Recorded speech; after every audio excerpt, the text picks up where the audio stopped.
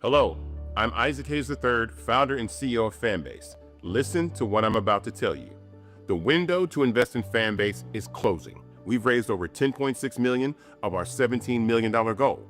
That means there's room for less than 6,370 people to invest in Fanbase for the average amount. The minimum to invest in Fanbase right now is $399. That makes you an owner in Fanbase today. Go to startengine.com/fanbase to invest. Why? Because current social apps have taken advantage of users for far too long, with content suppression, shadow banning, harmful racist content, and no real tools for monetization and equity.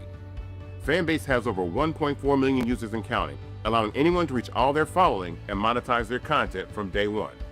Social media is the new TV, and whoever owns the apps that distribute that content have the opportunity to own potential billion-dollar companies.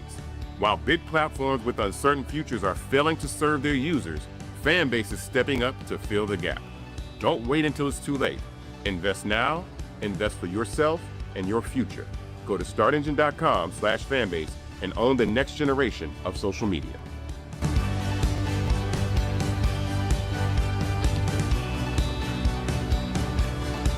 Today is Friday, August 1st, 2025, coming up on Roland Martin Unfiltered, streaming live on the Black Star Network, a special edition, 2 fantastic book interviews you do not want to miss. First up, the nation's justice correspondent, Elie Mystal, talks about his new book, Bad Law, 10 Popular Laws That Are Ruining America. It examines how our country's laws on immigration, abortion, and voting rights don't reflect the will of most Americans. He offers a perspective of how we'll be better off abolishing them and starting over. Also, on today's show, did you know the first paramedics in America were black? Yeah, I didn't know that either until I saw a scene from HBO's TV series The Pit, which includes references to the Freedom House Enterprises ambulance service, which was considered the first professional paramedic service in the United States. Folks, it's a fantastic book that breaks down this. Author Kevin Hazard wrote American Sirens. Trust me, you don't want to miss that as well. It is time to get our read on. It's time to bring the funk on Roland Martin Unfiltered on the Black Star Network. Let's go. He's got it. Whatever the miss, he's on it. Whatever it is, he's got the scoop, the fact, the find. And when it breaks, he's right on time and it's rolling. Best believe he's knowing. Putting it down from sports to news to politics. With entertainment just for kicks, he's rolling. It's on go, roll, roll, y'all. It's Roland Martin, yeah.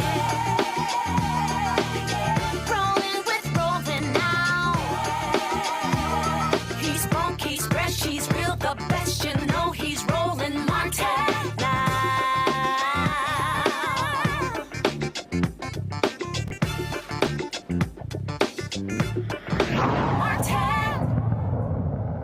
Folks, we got many laws in this country, but it doesn't mean that they can't be changed. Well, Elie Mystal, you've seen him many times in our show. He's the justice correspondent for The Nation. He has a new book called Bad Law, 10 Popular Laws That Are Ruining America. It's a book that you definitely want to check out. And Elie breaks down to me why these laws should be changed and saying, listen, most Americans don't even agree with these laws. And in his latest literary work, he lays out his thoughts on how Trump is blatantly disrespecting the law and so many other issues that we break down. Here's our conversation.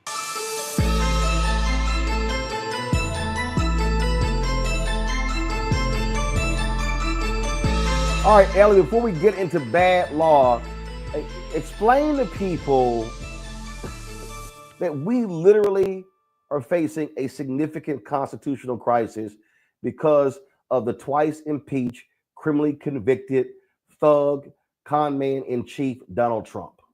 Yeah, so the way that I've tried to get people to understand the problem here, right, is this. The president does something. Whatever president, whoever president, the president does something. Now, what's supposed to stop the president from doing those things, right?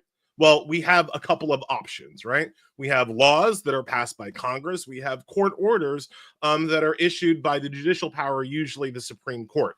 If the president can ignore both of those, right? If he doesn't have to follow the law as written down by Congress, and he doesn't have to follow a court order as issued by a federal court, then we don't have anything approaching a democratic self-government. We have a fascist dictatorship where the whims of the ruler affect what kind of a situation we live in, right?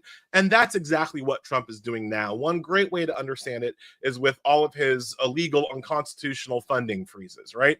He's cutting off money to various organizations, any organization that basically hires and admits Black people, their money is under threat, right? And that money that Trump is taking away was authorized by Congress, right? It wasn't authorized by the president. It was authorized by an act of Congress. He has been told by the Supreme Court and various lower courts to put them to give the money back, to turn the money back on. But he doesn't. He just keeps not paying people, right? So what do you call that, right? If the president can stop money from going to places that are that Congress has already authorized, that the court has already told him that he has to fund, but he can just not do it, that's called a constitutional crisis. That's a situation where the rule of law has broken down, and now we're at the whims of a warlord, which is what Trump thinks of him. It's just how Trump thinks of himself. And for people who don't understand, there's an enforcement mechanism in the court, and it's called the Department of Justice.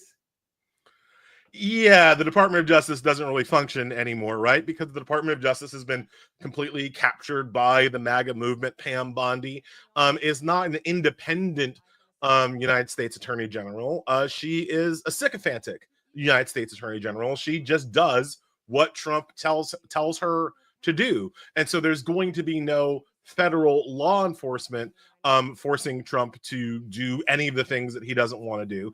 And I keep talking about Trump, but I also want people to understand this isn't just about Trump. This is also about the co-president, Elon Musk, right? Because for all of the court orders that are aimed at restricting or restraining Trump's action, there are also a ton that are aimed at restricting or restraining Elon Musk's actions through Doge, right? But again, who's supposed to enforce that? Who's going to force Elon Musk to follow a court order?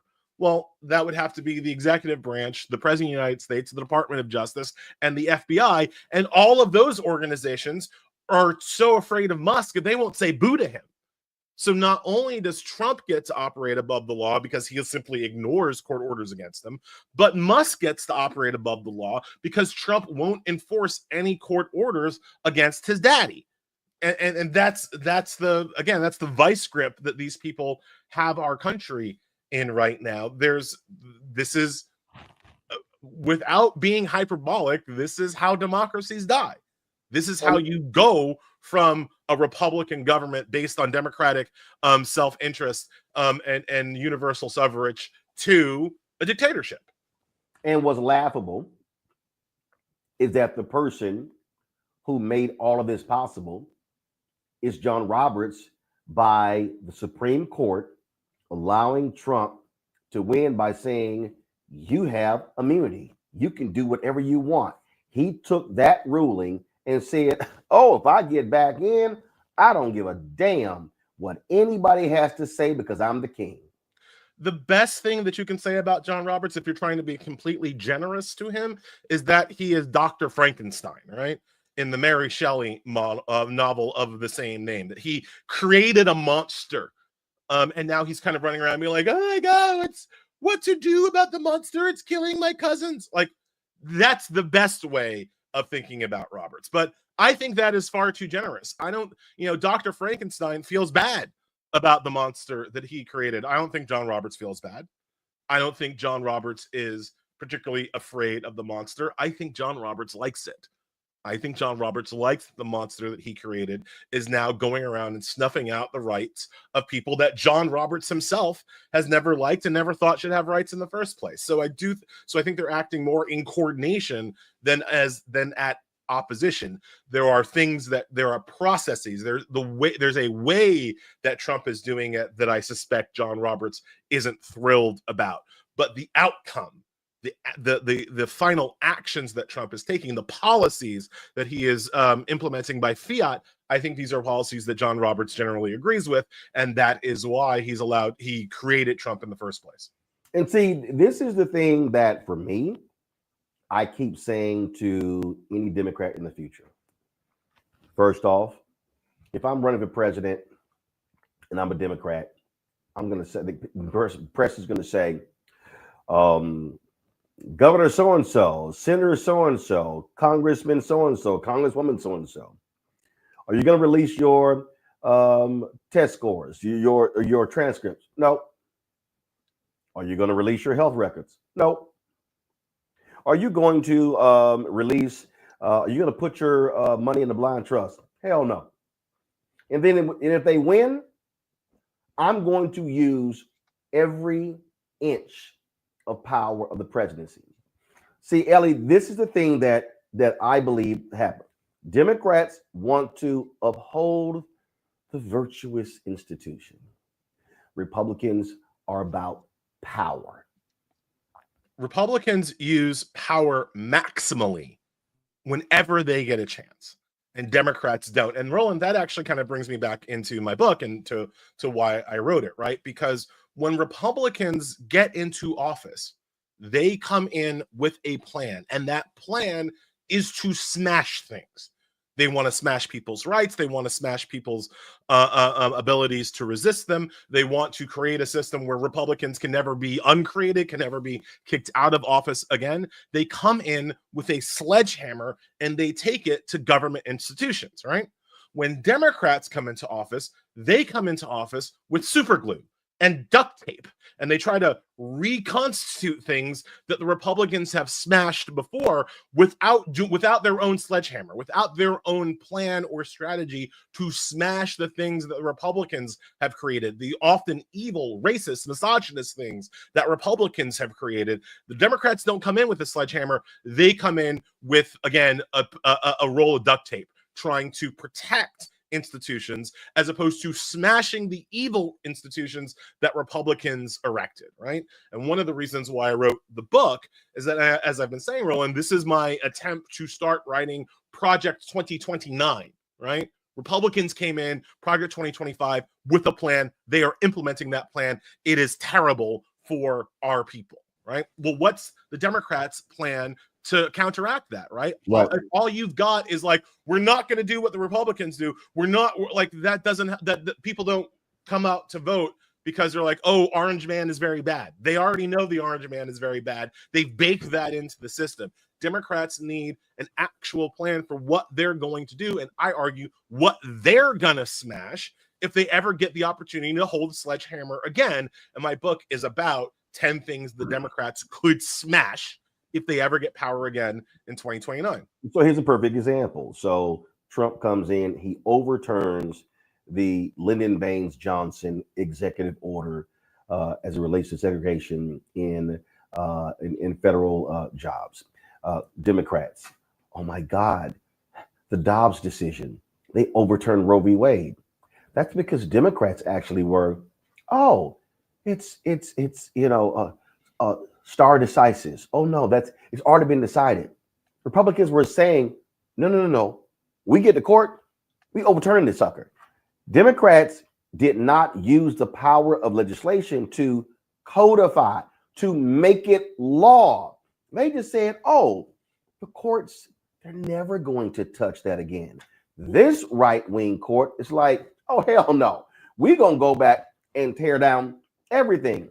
Them accepting the 14th Amendment deal. They are literally saying we're going to exercise power. What you're laying out is, Democrats, if you get power again, damn it, use it. Use it, right? Use it. And it's not, you were talking about the lack of legislative protections for abortion rights under previous Democratic administrations. But you and I have talked about all of the executive actions Biden could have taken even after the Dobbs decision to make sure that abortions were still available and safe and effective in the red states that were banning abortion, right? There was immense federal power that Biden could have used, could have brought to bear to make sure that you could still get an abortion in Texas, because Texas's laws, for instance, banning abortions don't apply to military bases, That's federal law.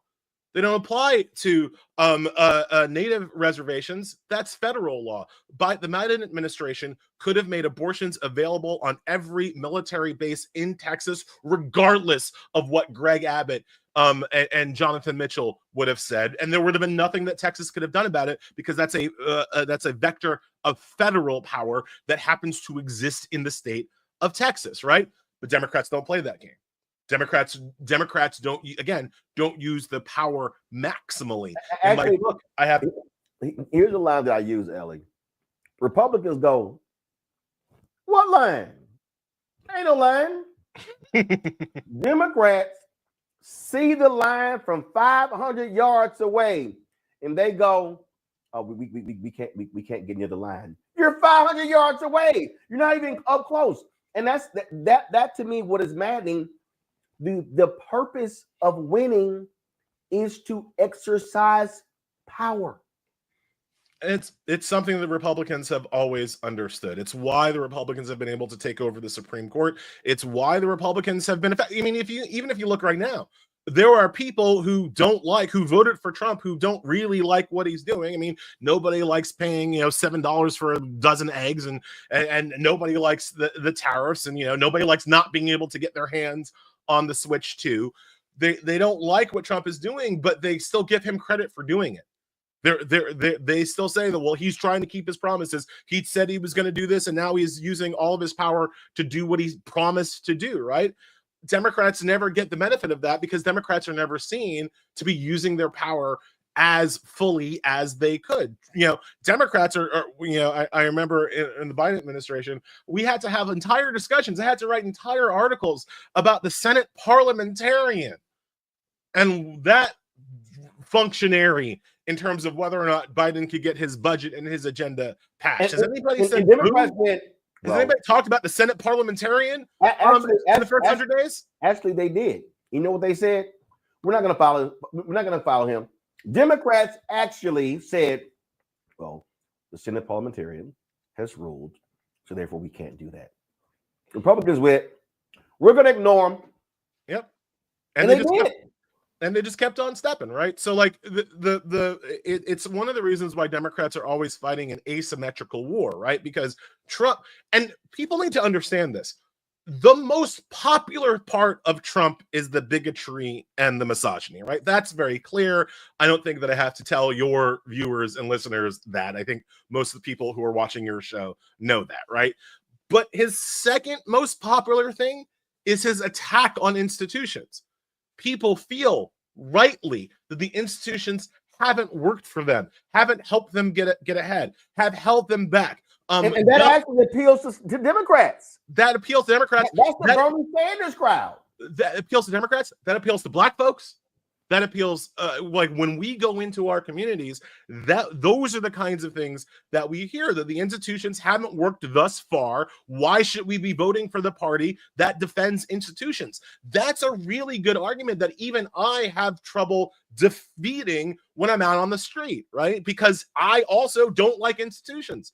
And I hate how Democrats always seem to defend them. Trump's second most popular aspect of his racist, misogynist personality is the idea that he is an anti-institutionalist and he is going to smash the things that get in people's way. The Democrats' counterpoint can't be, no, we're going to protect the things that get in people's way. We're going to protect these esoteric, elitist, ossified institutions that haven't actually lived up to their form or function. That's always the Democrats' point, and that is a losing argument. And so when you bring up people like Bernie Sanders or AOC or Ayanna Pressley or Jasmine Crockett, one of the reasons why they're popular is because they are also anti-institutionalists. They are also unwilling to let traditions and conservatism with a small c, the idea that things in the past were better, they're not willing to fall for the okadoke.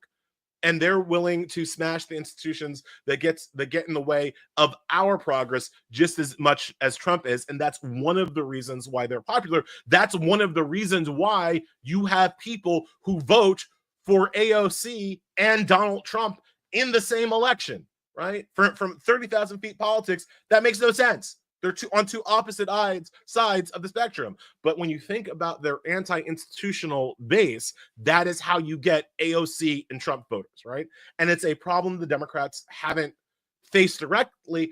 And it's one of the huge reasons why they are bleeding people of color, right? And I don't like to do the white media thing. I don't like to suggest that Trump is winning Black people or winning Latinos. He's still incredibly underwater. Trump, if we walked around unprotected in Harlem, he would get his ass kicked. This is not a close thing. But for Republicans, when they don't need to win the African-American vote, they just need to not get blown off the screen, right? And so those small marginal numbers of going from like 11% of the Black vote to 15% of the Black vote, going from 15% of the Black vote to 17% of the Black vote, that can make huge differences, not just in the national election, but also in all these state and local elections around the country. And the reason why Democrats are bleeding Black voters and Latino voters and Arab voters and Asian voters is because of the institutionalism of the party versus the anti-institutionalism of Trump and the MAGA movement. And it's a problem that we have to address head on in 2026 and 2028 if we're going to have a chance to stop this guy.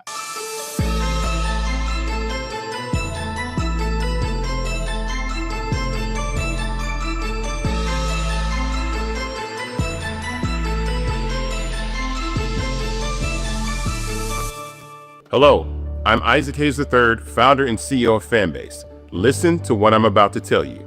The window to invest in Fanbase is closing. We've raised over $10.6 million of our $17 million goal. That means there's room for less than 6,370 people to invest in Fanbase for the average amount. The minimum to invest in Fanbase right now is $399. That makes you an owner in Fanbase today. Go to startengine.com/fanbase to invest. Why? Because current social apps have taken advantage of users for far too long, with content suppression, shadow banning, harmful racist content, and no real tools for monetization and equity. Fanbase has over 1.4 million users and counting, allowing anyone to reach all their following and monetize their content from day one. Social media is the new TV, and whoever owns the apps that distribute that content have the opportunity to own potential billion-dollar companies. While big platforms with uncertain futures are failing to serve their users, Fanbase is stepping up to fill the gap. Don't wait until it's too late. Invest now, invest for yourself and your future. Go to startengine.com/fanbase and own the next generation of social media.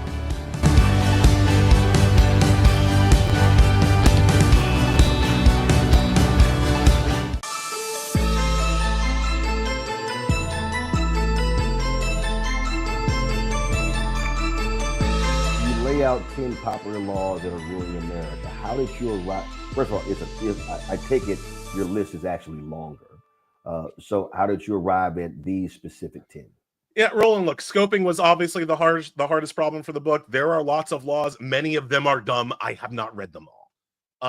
The way that I scoped, the way that I whittled it down to 10 is that I thought of two things. One, what are laws that we can just repeal, right? Not laws that we need to reform or massage or bring into the modern age. What can we just be rid of? A great example of this is the Anti-Drug Abuse Act, right? Now, I do not like the Anti-Drug Abuse Act. I do not like our drug laws. I think they are provably racist and have caused great damage to multiple communities, including ours. However, I'm not going to say that we should repeal all drug laws, right?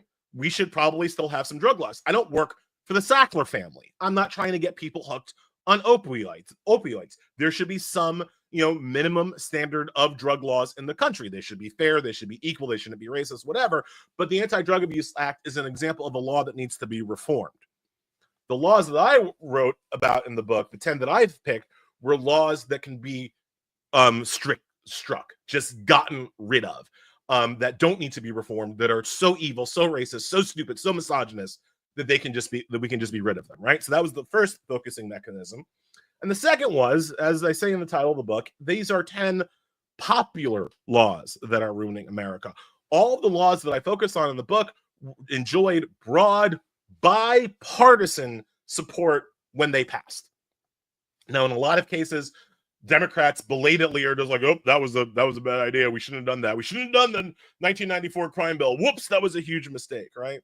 But at the time, the 1994 crime bill, the Armed Career Criminals Act, these were laws that were spearheaded and championed by not just Republicans, but also Democrats. You don't get the 1994 crime bill if you don't have the Congressional Black Caucus getting it over the line. Those were critical CBC votes that got the 1994 crime bill passed, right? So the other scoping for the book were people wanted these laws when they were passed, and they're terrible. Let me tell you why.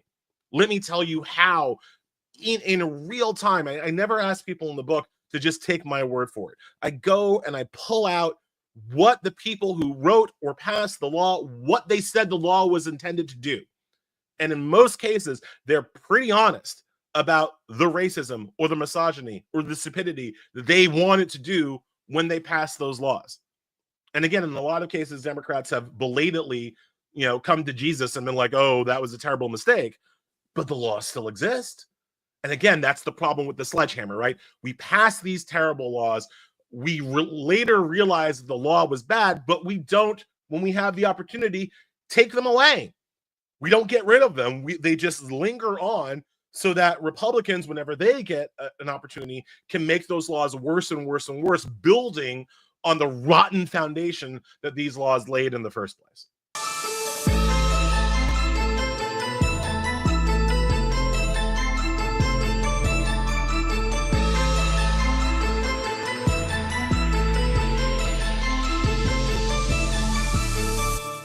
What's up, y'all? Look, Fanbase is more than a platform. It's a movement to empower creators, offering a unique opportunity for everyday people to invest in Black-owned tech, infrastructure, and help shape the future of social media.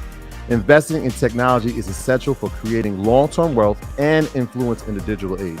The Black community must not only consume tech, we must own it. Discover how equity crowdfunding can serve as a powerful tool for funding Black businesses, allowing entrepreneurs to raise capital directly through their community through the Jobs Act.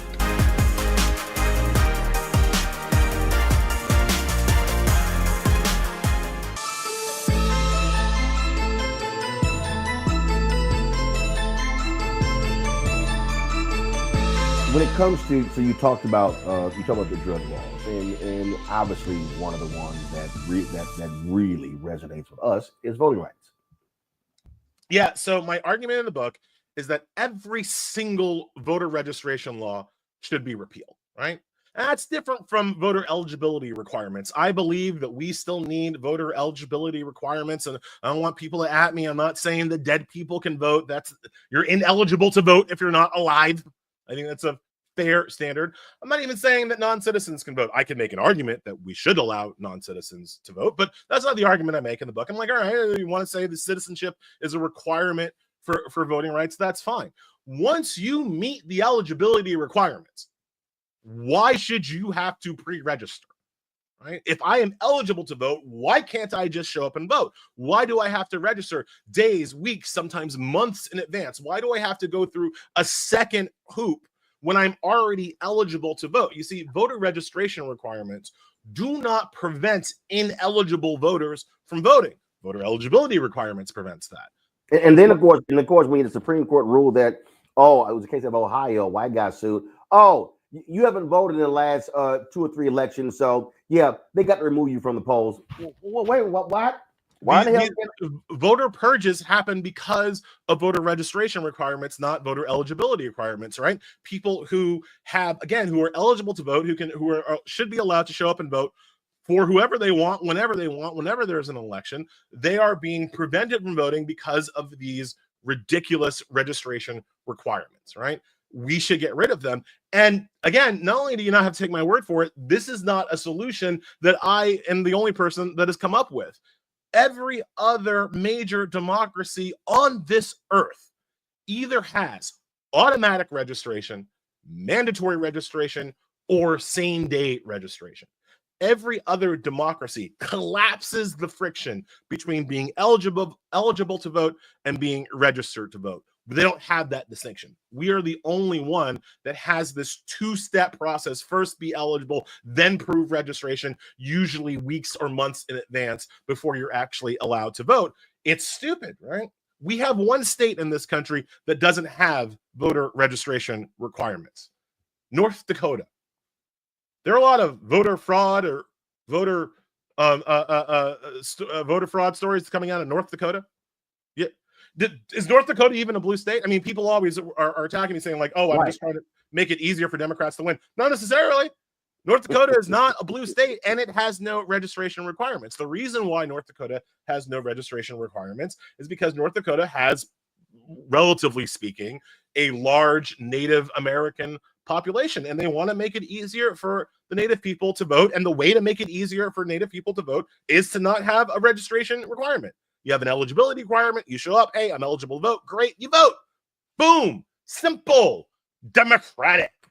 That's all you need. And it's all North Dakota needs. It's all France needs. It's all Israel needs. It's all Chile needs. It's all the UK needs. It's all Australia needs. I can list the countries. We are alone in our stupidity over voter registration.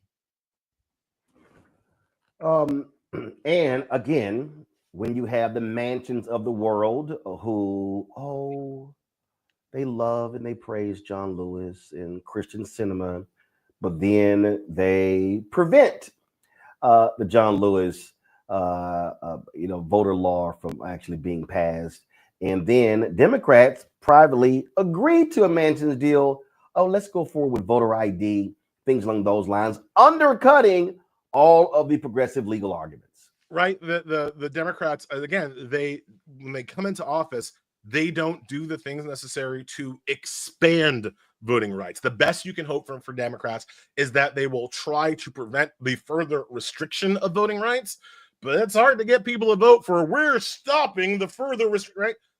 Or even in blue states. I mean, look, you're there in New York State. New York State for a very long time had some of the worst voting laws in America. They were worse than a lot of red states. Still does. In my chapter on voter registration, I focus on New York's laws, not Texas, not Florida, not one of these red states. New York still has some of the worst voting laws in the country. Why? Because having voter restrictions, having voter suppression helps the establishment, right? In New York. So why? Go ahead. I'm sorry. In New York, the way that it really works is that it makes it very hard to vote in New York if you are a renter, which, a city, when you think about New York City, a city with 8 million people, most of them renters. A lot of renters. What that does is that it decreases the power of New York City vis-a-vis the rest of the state. In fairness, the first massive voter registration law in the country was passed in New York in the 1870s. Why? Because New York was getting a lot of immigrants from Europe, was getting a lot of former freed slaves migrating up from the South, and they decided that they didn't want to have all those people who were going to be eligible to vote. They didn't want to have all those people able to vote, so they added a voter registration requirement. But critically, that voter registration requirement in New York State only applied to New York City. So if you lived in Brooklyn, you had to register to vote. But if you lived in Syracuse, if you lived in Albany, if you lived on Long Island, you didn't have to register to vote. Why? Because white folks with money lived in those places, whereas black people, immigrants, lived in the city, and those were the people they didn't want to allow to vote. New York State is not just one of the worst now, it's one of the worst historically when it comes to voting rights. So why do voting rights advocates, why do they just keep skipping New York State? Like you don't see voting rights groups holding mass rallies in Albany or New York City or whatever the heck. What? Because it's blue? Because it's blue. I mean, that's the only answer that I've got. Because it's blue. Because they think that they've got bigger fish to fry. And if you make it easier for people to register vote, and vote in states like North Carolina and states like Mississippi, obviously in states like Georgia, you can flip those states. You can turn those states from red to blue because, as we know, Texas, the line about Texas is always, Texas is not a red state, it's a non-voting state.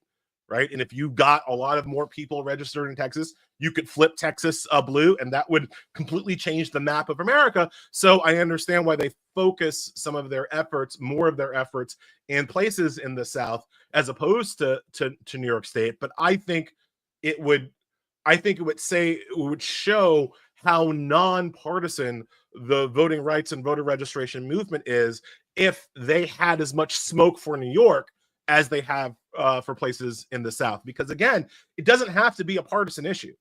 Making sure that it's easy and frictionless for people to register to vote and then vote doesn't necessarily mean the Democrats win. It means that Americans win. It means that Americans get to participate in their government as was promised to us in our flawed Constitution.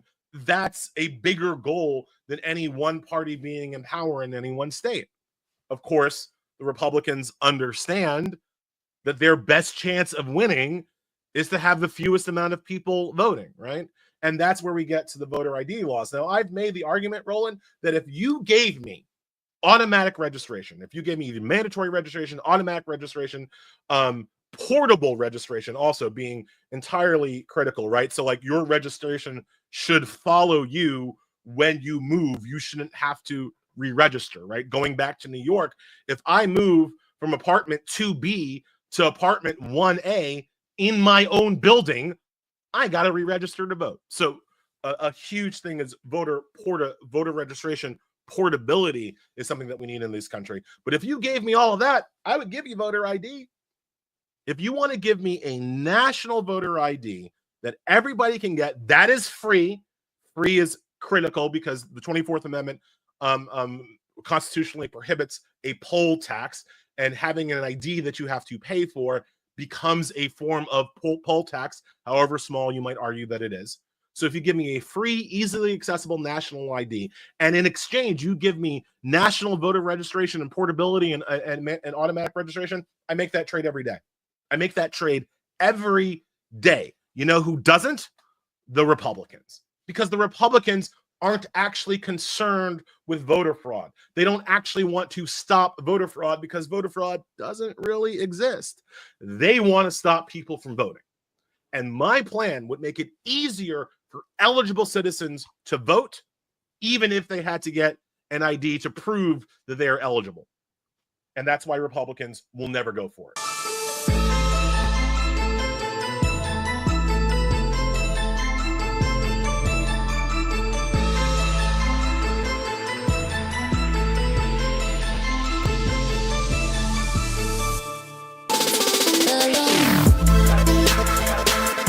Hey y'all, welcome to The Other Side of Change, only on the Black Star Network and hosted by myself, Bria Baker, and my good sis, Jamira Burley. We are just two millennial women tackling everything at the intersection of politics, gender, and pop culture. And we don't just settle for commentary. This is about solution-driven dialogue to get us to the world as it could be and not just as it is. Watch us on the Black Star Network, so tune in to The Other Side of Change.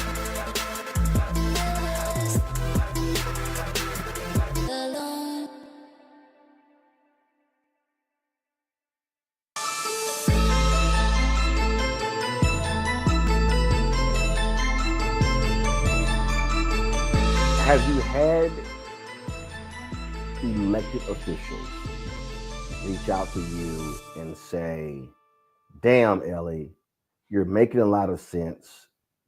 We're going to take up this cause? Man, I don't punch that far above my weight. That's look, you're on television, you're on radio, you do podcasts, all these different things. You've been laying these things out, and are they listening? I mean, are they literally, hey, Ellie, you know what? Walk me through this. Explain to me how we can do this. Or because that's what the right does. The right is they've always listened to their thinkers. A lot of the things that we see today came out of conservative think tanks, from authors. When you actually look at Donald Trump's entire campaign and how he operates, he completely ripped off Pat Buchanan. Yeah, I mean, you're absolutely right. I mean, the conservative think tank mafia is responsible for many of the conservative and Republican ideas, whereas the Democrats do not use its far more august, I would argue, think tank mafia to inform their own policies and positions. And there are a couple of reasons for that, right? Number one, Democrats do not accept that they are the party that they are, right? The Democrats want to be at the establishment levels, they want to be the white working class party. They're still waiting for Reagan voters to come back home to the Democratic Party. Now, you and I know that that ain't never going to happen, but many Democratic officials, many people in power still believe that there is a unwashed mass of white working class people who are just about to vote for Democrats. And so in that, if you believe that, listening to a black guy like me doesn't seem to be in your best interest, because I'm not the guy that you want to send to, Huntington, West Virginia, to convince some coal miners to vote for the Democratic Party. Even though the ideas that I have would help coal miners in West Virginia, I'm not the messenger necessarily that you want to have. So that's one of the reasons why we don't listen to our think tank mafia. But I think so that's kind of like on the ground. But I think in a larger sense, it's not so much that people aren't listening to people like me. It's who's listening to people like me, right? The younger people in our party do, I've had conversations with some of the younger representatives and some of the younger legislators and some of the younger candidates. I do have those conversations, and I know for a fact that there are younger people, not just people of color, but primarily people of color, not just women, but primarily women, who are thinking along my lines and are interested in my ideas or ideas from people like me and like us, right? The problem is that those people are not in leadership establishment positions, right? And there's the old guard kind of won't get out of the way and let the new guard take the leadership roles and become the tip of the spear. There's still just a lot of old guard dead hand control over the party. Now, not every... Which is why I believe what that new guard has to understand is they've got to organize and mobilize external pressure in order to bring that to bear. The reality is, I don't care what it is, you cannot succeed solely with an inside game. Yes. When you are an agitator, when you're operating guerrilla warfare, when you are an insurgent, you cannot play by traditional rules. And I think they've got to have forces outside. And this is the hardest thing for people to understand. You got to have folk who are willing to unleash protesters, demonstrators against folk who you say, hey, I agree with you last week because this thing is so important. We need to win it all. 100%. You need an outside game. That's one of the reasons why I don't run for office. I think I'm more effective on the outside than I would ever be on the inside. I'm way too. Actually, I think here's the problem. Actually, it's not a problem. I think folks like you and I, the problem is we are so honest that we might start with 20,000 votes and end up with 5. Yeah. because we're not tolerating people's bullshit. It's like when people, I remember somebody asked me and said, every place that I've worked in, they've asked me to run for office. I said, let me explain to y'all how this is going to go. A constituent is going to come up to me and they're going to say, I want you to do something about our schools. And my response then is going to be, do you have any children in the school? And they're going to say, yes, I do. I said, where do they go to school? Then they're going to say, said elementary school. And I'm going to say, oh, you remember the PTA? And they're going to say no. And then I'm going to say, how in the hell can you ask me to fix your schools when your sorry ass can't even join your own PTA? See, right there, that voter's gone. Because I just believe, Ellie, that the greatest fear in our society, and I don't mean black people, I mean everybody, people hate accountability. I think I would definitely put that in the top 5. People do not like to be called, on their own bullshit. I also think that like to run for office, to be a politician, you have to believe that there is a certain institutional procedure to all of this stuff that can be massaged and bent to your will, and I don't necessarily believe that. That's why, again, I think I'm better on the outside pushing people to become more educated and to become more knowledgeable, and to, as I say in the book, don't vote harder, vote smarter. I think that I have a role to play there. I think if you put me in Congress, I'm weakened in some way, because Congress is about compromise. Congress is about working across the aisle and trying to work together where you can with the people who you can't, like, and that's never been my kind of mode of even thinking, much less my reality, right? So I don't think that I would be great in that kind of role, but there are people who are great in that kind of role. And the people who really want to do change right now tend to be the younger people. And I don't want to, I'm not being ageist. Hank Johnson is one of, I think the best congressmen that we have. And I've had the opportunity to talk to him quite a few times about some of my ideas. I think he's a great guy. So I don't want to be just ageist about this whole thing. But there is a sense that there is an old guard that is squelching the progress and the uprising from the younger parts of the Democratic Party. And it's something that we need to figure out now, right? Not 4 years from now, not 8 years from now, not just when these people finally die. We need to figure that out now. I do not know that we will have a free and fair midterm election in 2026. I do not know that we will have a free and fair presidential election in 2028. But I am certain we will have a free and fair Democratic primary. And it is in that free and fair Democratic primary where the new generation and the people who are sick, who are sick of this government, need to make their voices heard. Democrats in 2026 who are insufficiently committed to fighting fascism need to get got in that 2026 primary. If you take out some, you can start to change the entire party. I always tell people, and I know you do this too, Roland, the Tea Party, which is what became the MAGA party, they announced themselves to the world not by beating a Democrat, not by beating Barack Obama, who was curb stomping them in any kind of public polling. They announced themselves to the world by beating a Republican, Eric Cantor, in Northern Virginia, right? A conservative but moderate conservative, up and coming rising star in the Republican leadership. The Tea Party took his ass out in a primary in Northern Virginia. He was shocked and stunned. He thought he was coasting, and the guy who beat him had no money. Yeah, and they lost the seat. The Republicans, the Tea Party took him out, put a crazy Tea Party conservative up, and they got their ass blown out of that seat in the purpling Northern Virginia. But it made the entire Republican Party stand up and notice, oh, wait, we got to take these Tea Party people seriously. They've got real political power.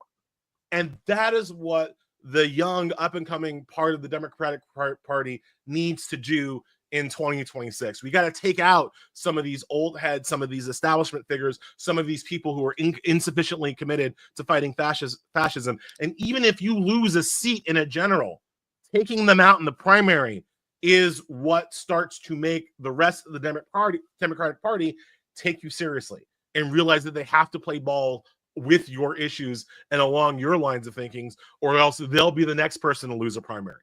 We got to not be so concerned about electability in November and take our primaries in June and July and August incredibly seriously in 2026. So I take it what David Hogue is doing doesn't freak you out and make you mad the way it is doing others? No, of course not. That's what we need. And we need to let these young people lead. I've said before, I'm Gen X. I'm what the white people would call Gen X, right? My generation failed. My generation. In fact, our generation is the only demographic where a majority supported Trump. Yep. The only one. Our generation is a failure. We had an opportunity to push the rock forward. We had an opportunity to build on the Barack Obamas of the world, and we failed miserably. That means, guess what, folks? We cede our right to lead. Our failure has ceded our right to lead and must pass to the next generation, the millennials and the Gen Zers. They're the ones who have to lead now because we failed. What I can do as an old head, as a Gen Xer, right? My role is to help them, right? My role, I like this, the analogy that I've made is that, like, look, I'm a dad. I'm supposed to go to the game and bring orange slices, right? I'm not supposed to play in the game. I'm not supposed to score the goal. I'm not supposed to dunk the ball. I'm supposed to bring orange slices. I'm supposed to take the kids out for pizza after the game, right? And if they want to, while we're having pizza, if they want to ask me a question or access my knowledge, I'm happy to share. I'm happy to lend them my expertise in the ways that they think it's helpful, but I'm not the leader anymore. I'm too old. And again, statistically speaking, I've already failed. So it's got to be on them. And all I'm supposed to do is help, right? Because I've got things that they don't have. And I'm not just talking about experience. I got things they don't have, like disposable freaking income, right? Not a lot. I wish I had more. But I got a lot more than a lot of these young kids, right?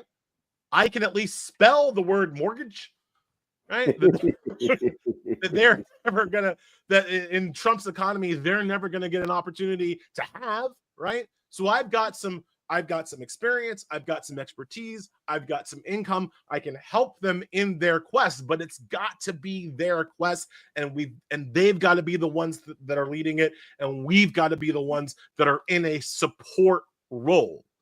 And that is fine with me. I'm willing to help, but there are far too many in our generation, to say nothing of the boomers, who won't get out of the way, who won't help, and won't let the kids lead. Look, the kids are going to make mistakes. They're young. That's part of growing up, right? They're going to make mistakes. They're going to say things maybe they shouldn't have said. They're going to do things maybe in a way that won't work, but sometimes it will work. Sometimes they'll succeed. You know, why would a 30-year-old would-be candidate come asking me what I think our TikTok strategy should be, right? I don't know. I'm not digital native, right? You want to ask me how to write a print magazine article? I have some thoughts, but you want to ask me how to, like, you know, do your campaign ad on YouTube? I'm probably not the guy to ask. The kids are going to have to lead, and we are going to have to support them in their efforts, and that's how we're going to beat the guy.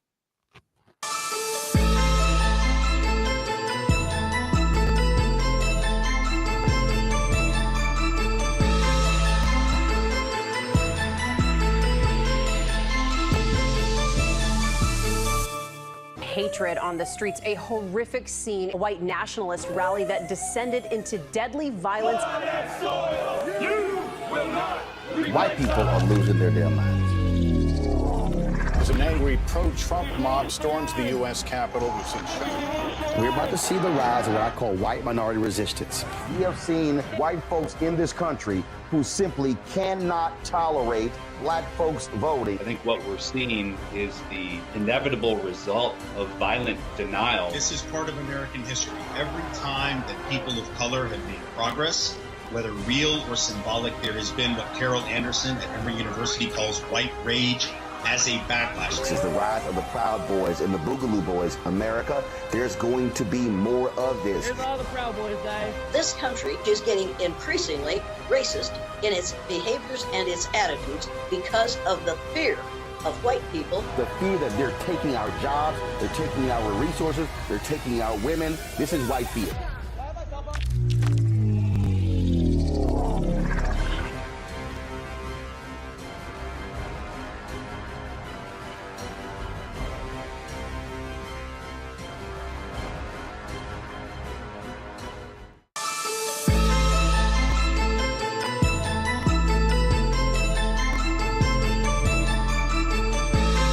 All book authors this, and that is, as they were writing their book, as they were researching their book, as they were doing interviews, things along those lines. What was their wow moment? So for you, as you were putting together Bad Law? What was a wild moment? Was there something that you heard, you saw that made you even go, damn, wow, that's crazy? Yeah, so I wrote about the Immigration and Nationalization Act and how that needs to be repealed, right? And as I'm researching how they passed this law in 1921, I came across their star scientists, the guys whose literal scientific theories were used as a justification, not just for the law, which is our fundamental alpha immigration law, but also for why the law was important and how the law should be written. And this scientist was named Harry Laughlin, which is a name that I recognized, and I couldn't figure out why I recognized the name until I did a little Google searching, and I realized that Harry Laughlin was the chief American eugenicist of that age. He was so popular and famous for his theories on eugenics that Nazi Germany imported him, emigrated him to Germany to teach the Nazis about eugenics, right? The Nazi eugenics theory was given to them by an American, specifically by this guy, Harry Laughlin. He literally got a medal in 1938 from the University of Heidelberg. Do you know how much of a bad dude you needed to be to get a medal from the University of Heidelberg in 1938, right? You're not a good guy.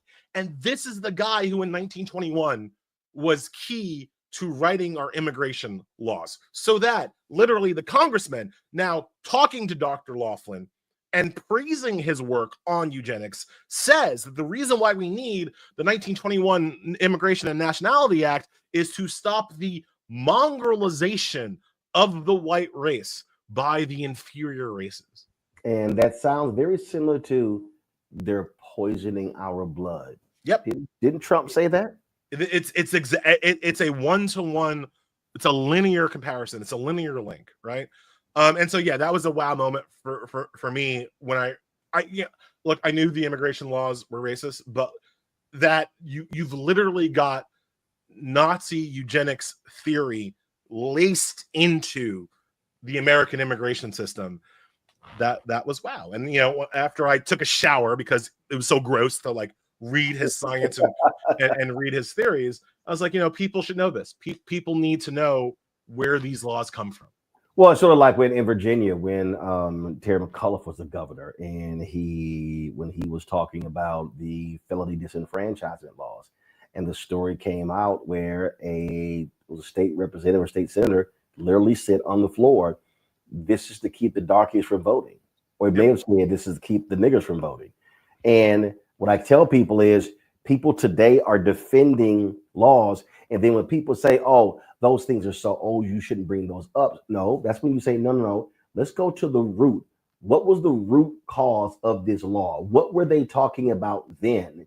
And it is always important, and that's also why I tell people you can't ignore even Supreme Court dissents, because when you look at Alito today, Justice Sam Alito and Clarence Thomas does the exact same thing. They are referencing dissents as well as majority opinions from the 1800s. Yeah, and they are referencing people. They're referencing, frankly, white supremacists. The thing that I do consistently in the book is that I don't ask people to take my word for it. I show them what the people who passed the laws said in real time about why they wanted the law to be passed. There you go. Because so often these people were honest. Actually, they told you directly they wanted to pass the law. No, because it was fine. Because then, remember at that time, it was all everybody was clear. I don't like y'all. I'm racist. Hey, we're good. It's only today where, right? Don't. And people act like these statements that they made don't matter. And all I'm trying to show people is that, well, if this is what they want, this is what they said they wanted to do. Now here's how the law that they wrote does exactly what they said they wanted it to do. They succeeded, right? To say that these statements don't matter, you have to imagine that these people failed, right? That these people wanted to do racism, but didn't know how to do racism in the law, and they were just too stupid to write the law the way they wanted to. Well, what if they weren't? What if they were smart? What if they accomplished their goals? And for at least these 10 laws, I try to show how these racist or misogynist or stupid people, anti-poverty people, literally accomplished the goals that they specifically set out to accomplish when they wrote the law. Folks, the book is called Bad Law, the 10 popular laws that are ruining America. It is from the Silver Fro man himself, Ellie Mistel. Ellie, I appreciate it and praise the Lord. You upgraded your system because I would have cussed you out. You had them big ass headphones on, looking like you had a Sony Walkman under the table from the 1980s. There is a part of me that still wants to do these like Radio Raheem, just like have the speaker like this. But we now have JBL speakers that we can roll. Ellie, I appreciate it, man. Thanks a lot. Thank you so much for your time, Roland. All right, folks, great conversation with Ellie. When we come back, I'll talk with the author of a book that details the nation's first paramedics. Yes, a group of brothers in Pittsburgh. You're watching Roland Martin Unfiltered. Right.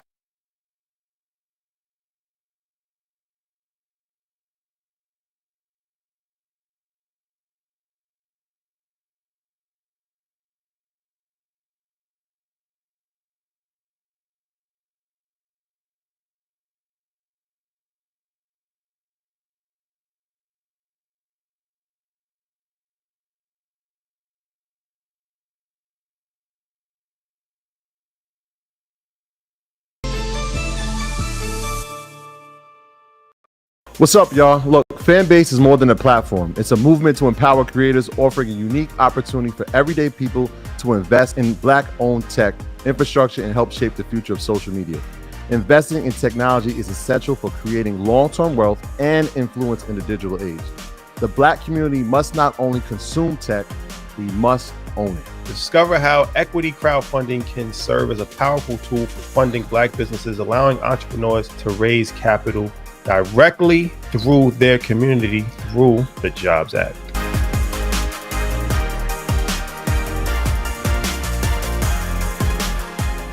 Folks, Black Star Network is here.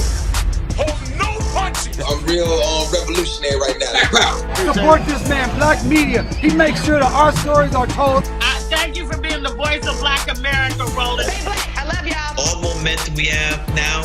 We have to keep this going. The video looks phenomenal. See, this difference between Black Star Network and Black-owned media and something like CNN. You can't be Black-owned media and be scared. It's time to be smart. Bring your eyeballs home. You dig?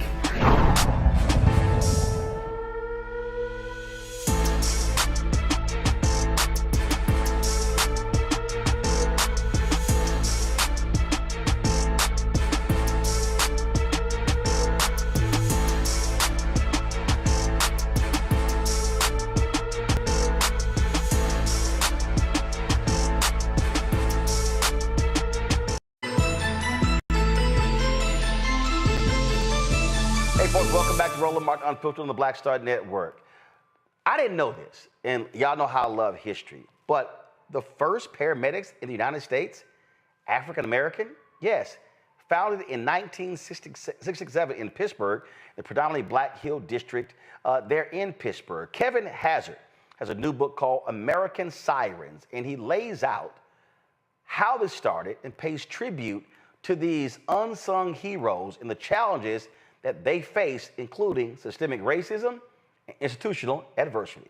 Kevin, there's so many stories. I mean, my God, we could just go on and on and on of amazing things African Americans have done that have not gotten credit, that people don't mention.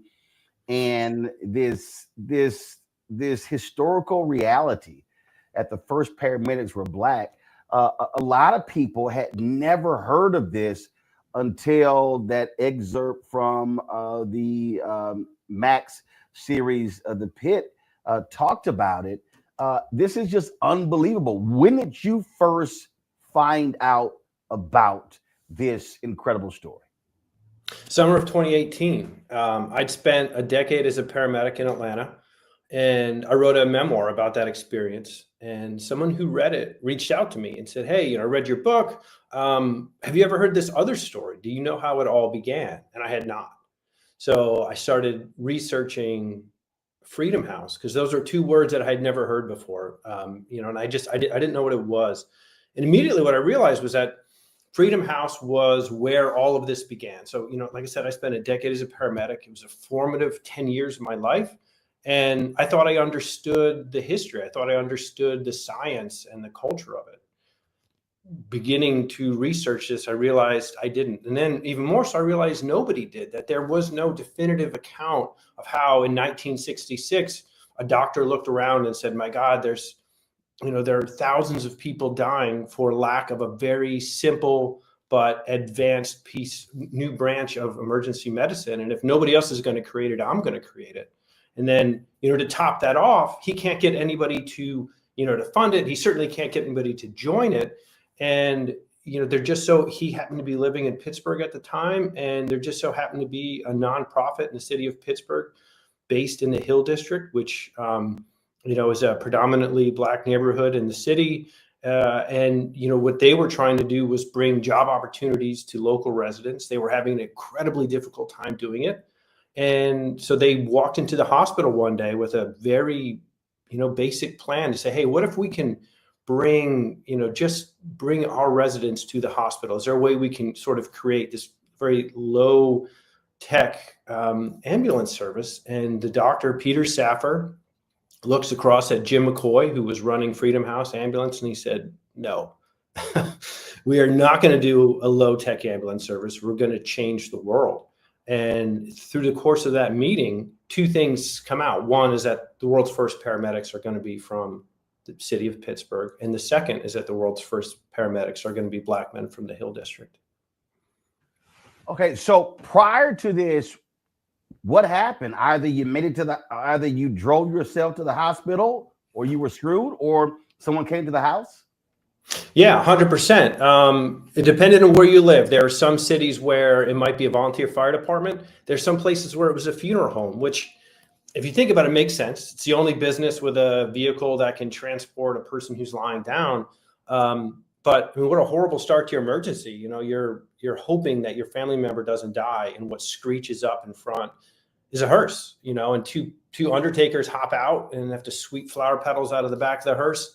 And then load your family member in and race them to the hospital. They're going to get paid about $2,000 for the funeral, maybe $20 for the ambulance ride. So you can see, where their loyalties really lied. I mean, it was a horrible situation. And a lot of people were dying because nobody who showed up had any kind of training. In the city of Pittsburgh, what you had was a police-borne ambulance service. So it was usually older cops who drove around an old beat-up paddy wagon. It had a canvas stretcher. They had no equipment. They had no training. They had no ability to do anything but take you to the hospital. In fact, they didn't even ride with you. But you got a ride, depending on who you were. In the Hill District, which again, low income, high crime, vast majority of the people living there were Black. And the reason that neighborhood was the way it was because the city had routinely sort of chipped away at its infrastructure, had denied it funding, because of redlining in real estate laws, people living there were not allowed to move out into other areas. So it just got continually cramped. So if the cops got a call in that area, they might show up, they might not. When they did show up, they might transport you and they might not. One of the future paramedics has, an incredible story of his mother having a stroke, and he called for help. And, this paddy wagon pulls up, two aging cops amble out. They slowly make their way inside. They take one look at his mother, who's never had a drink in her life, and said, she's drunk. He knew his mother was having a stroke. He fought with them. He argued, finally convinced them to take her to the hospital, but they refused to carry her. So he had to carry his own mother to the back of this paddy wagon. He laid her in. They shut the doors and drove away. His mother rode in the back alone to the hospital, where she later died of a stroke. So this was a sort of care that existed around the country. In 1965, a report was released that said you are more likely to survive a gunshot wound in Vietnam than you were in the US. And the reason was that in Vietnam, you have a corpsman. In the US, you have the volunteer fire department, you have the funeral home, or you have 2 indifferent police officers who show up to your house in a paddy wagon, none of whom are trained. And that's what existed prior to Freedom House. So these young men who started Freedom House, what was their prior experience? Were they healthcare practitioners? Were they in the military? I mean, how did this even just come up to create this? So 2 things happened simultaneously. One is Peter Safar, who is the doctor who invented CPR. His own daughter died of an asthma attack because the people who showed up to her emergency were not able to treat her. So by the time she got to the hospital, she was dead. He took that experience and turned it into action. And so he spent about a year, developed what would become the first paramedic curriculum. So that happens. So you have this incredibly, advanced training program. They're able, anyone who went through his program would be able to do essentially what a paramedic does today. But he didn't have the people. And so, the guys who eventually were recruited for this, I mean, think about the sales pitch for a second. This is an 8, maybe 9-month training course, 5 days a week, occasionally on the weekends, oftentimes at night. You've got to walk away from your life to do this. So this isn't, people who say yes to this aren't people with a lot of options, especially when you consider that when you finish this course, you've been trained for a job that technically does not exist. So what are you even going to do when you come out of this? So the guys that he and Jim McCoy recruited, some of them were military veterans, some of them were high school dropouts, some were just high school graduates, a few had criminal records. A bunch of them, though, the majority of them were just young guys who the world had said, you don't really have a place. And they were looking to find a way to make their mark. And it just so happened that the place they were going to make their mark was in the back of an ambulance. So, these 2 docs. So, were there 1 or 2 doctors? Is it Safar and someone else? Yeah, Safar was the doctor, and then McCoy was the man who ran the nonprofit that recruited the people. Gotcha. And explain this. Explain this situation with this former governor of Pennsylvania. Yeah, and the former mayor of Pittsburgh, because it's just interesting how all of these different things intersect that leads to this incredible story. So, as is the case today, first responders are the last ones to get any sort of government funding. So, when Safar comes up with this idea, his daughter died in 1966, in June of 1966. And so he immediately begins designing this idea for a paramedic force. Nobody in the city wants to pay for it. They don't think they need it. They don't think they want to pay for it. It's not something that anybody has any interest in. So jump forward to November of that year, is a tightly contested gubernatorial race in the state of Pennsylvania. In the run up to the final days of the election, a huge Democratic rally is planned for downtown. The keynote speaker is going to be a former mayor of Pittsburgh, former governor of Pennsylvania by the name of David Lawrence. He gets in front of the crowd. He gets about 2 words into his speech and he topples over with a heart attack, drops to the floor, not breathing, no heartbeat. So panic breaks out among the crowd and somebody in the room calls for help. Now, there happened to be a nurse in the room named Karen McGuire, and she runs forward. She pushes people out of the way. She checks for a pulse, doesn't find one, checks for breathing. He's not breathing. And she begins CPR. So as this guy hits the ground, he has advanced care immediately taking place at his side, which is the best case scenario. Within a few minutes, the police-borne ambulance service arrives. And again, it's 2 cops. They have a canvas stretcher. They had a bottle of oxygen that was either empty or broken. Accounts differ, but either way, it was completely useless. They push Nurse McGuire out of the way. So they immediately stop care. They pick up Lawrence, who was a large man. They pick him up. They put him on the canvas stretcher, and they start struggling through the crowd to get him out of there. Karen sees this and realizes these guys aren't going to do anything. So she runs to keep up with them. She catches him outside, sees them putting him in the back of this paddy wagon alone. So she jumps in at the last second, tries to resume CPR, but they're speeding through the streets. So she's just thrown around in the back of this truck. It's nothing done. A few minutes later, they pull up to the hospital, and who's the doctor there to meet them but Peter Safar, the guy who invented CPR and the guy who has been harassing the city for months to start a paramedic corps. He meets David Lawrence, who is the city's most famous citizen, and he sees that he is dead, despite the fact that the moment he needed care, he had it. When the city's version of care arrived, he lost it. And because of that, he was brain dead when he arrived at the hospital.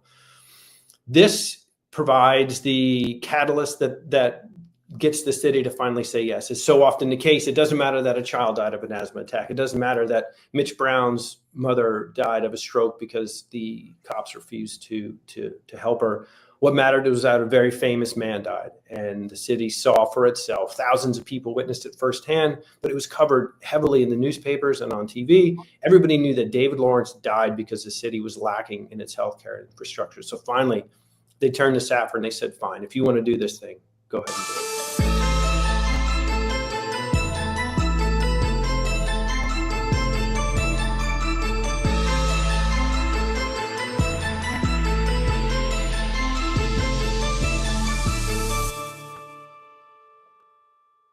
Hello, I'm Isaac Hayes III, founder and CEO of Fanbase. Listen to what I'm about to tell you. The window to invest in Fanbase is closing. We've raised over $10.6 million of our $17 million goal. That means there's room for less than 6,370 people to invest in Fanbase for the average amount. The minimum to invest in Fanbase right now is $399. That makes you an owner in Fanbase today. Go to startengine.com/fanbase to invest. Why? Because current social apps have taken advantage of users for far too long, with content suppression, shadow banning, harmful racist content, and no real tools for monetization and equity. Fanbase has over 1.4 million users and counting, allowing anyone to reach all their following and monetize their content from day one. Social media is the new TV, and whoever owns the apps that distribute that content have the opportunity to own potential billion-dollar companies. While big platforms with uncertain futures are failing to serve their users, Fanbase is stepping up to fill the gap. Don't wait until it's too late. Invest now, invest for yourself and your future. Go to startengine.com/fanbase and own the next generation of social media.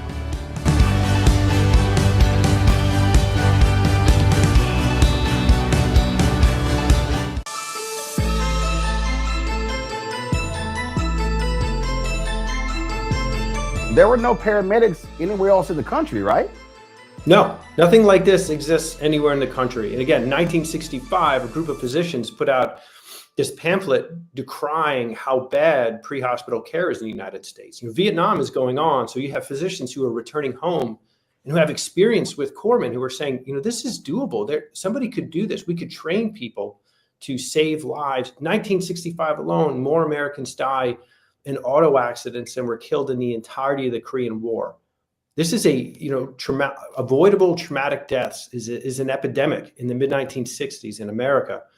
So people wanted change, but it wasn't happening. And, here is Peter Safar, this incredibly driven, incredibly bright guy who, is living off of a horrible bit of tragedy and is helped along by a very public and preventable death.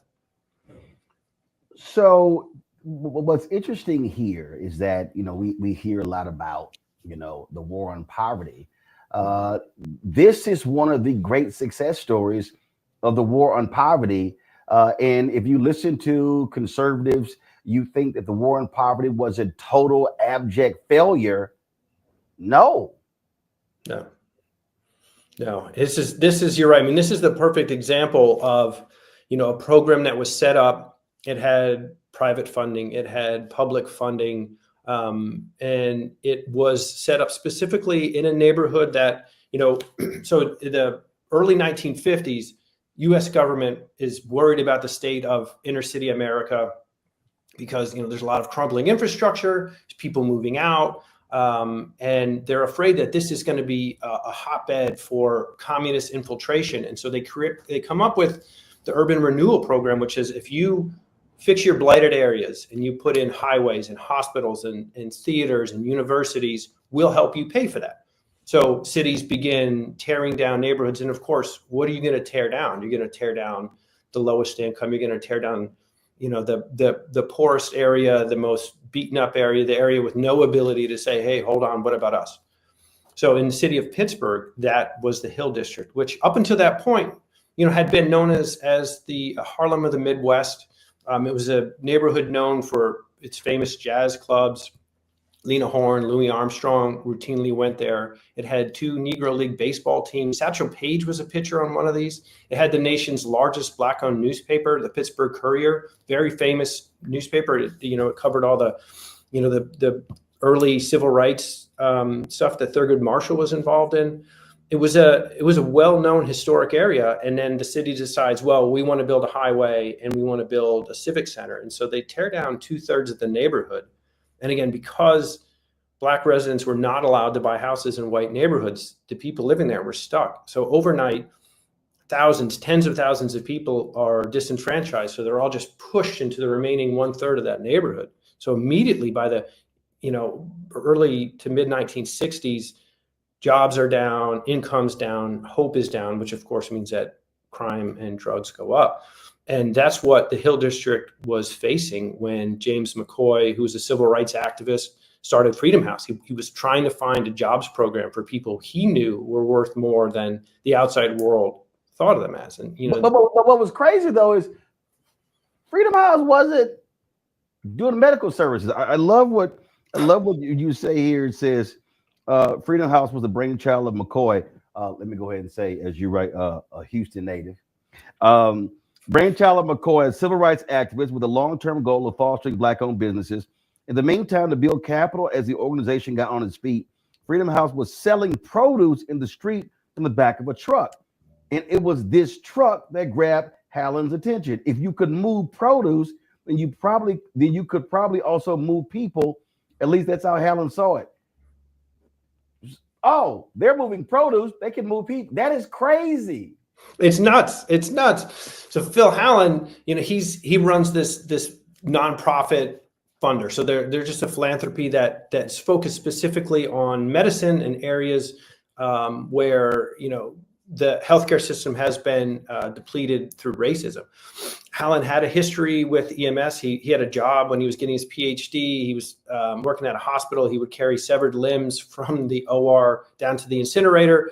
He worked part-time on an ambulance. So he had some sense of what it was. He moves to Pittsburgh and he knows that the EMS service in the U.S. is bad. And he sees it's particularly bad in Pittsburgh, especially bad in the Hill. And so he's looking for a way to fix this. And like you said, he's reading a newspaper one day and he sees an article about Freedom House delivering produce around its neighborhood. August Wilson, he wrote that play Jitney based on, a group of people who couldn't get a cab. And so had this sort of makeshift cab system. They couldn't get any sort of help in the city. And Phil Hallen knew this. And of course, Jim McCoy knew this. And that's why McCoy had set up the produce thing. And so Hallen sees it and says, well, man, if you can move a tomato, you can move a person. Let's figure out a way to do this.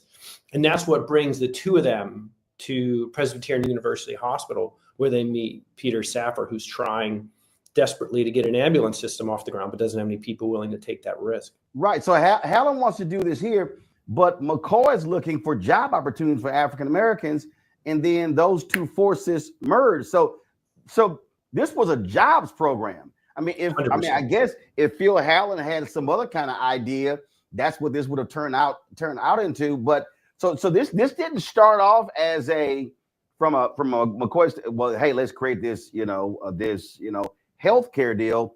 It started off as a jobs opportunity, and then those two combined forces, and then that's what we get. 100%. McCoy, he looked at this much more than nobody knew. The word paramedic didn't exist, so nobody understood sort of Saffer's genius. McCoy was saying, hey, if we start an ambulance service, we're going to have trucks, which means you're going to need drivers, which means you're going to need mechanics. There's probably going to be some sort of dispatch system. So we're going to have to hire dispatchers. In his mind, he's hearing jobs. He's hearing, mechanic jobs. He's hearing driver jobs, dispatcher jobs, careers. What he had been offered before this came along was housekeeper, gardener. Those aren't careers. Those are things that you're stuck into. He wanted a way to elevate the people in his neighborhood. The newspapers referred to people in the Hill as unemployables, which that means you don't have a job. That means you are not capable of gaining and holding a job. He didn't believe that. Nobody in the neighborhood believed that. And so they were looking for the opportunity. McCoy 100% sees this as a way to employ a lot of people.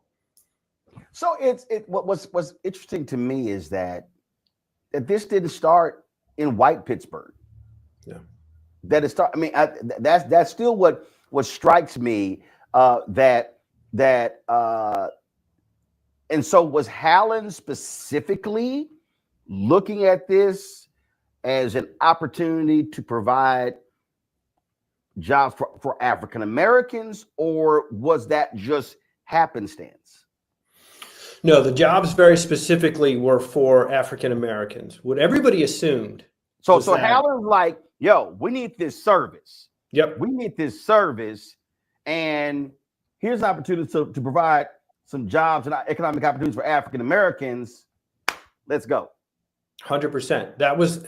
That's what they thought. But the presumption was like, this is going to be self-evident. You know, the moment somebody sees your emergency responded to by a trained professional who can save your life on the spot, who doesn't have to wait until you get there to the hospital, that the whole world was going to embrace this, which is what happened in every city in America, except for the one where it started. And the only difference is, of course, the one where it started, it was,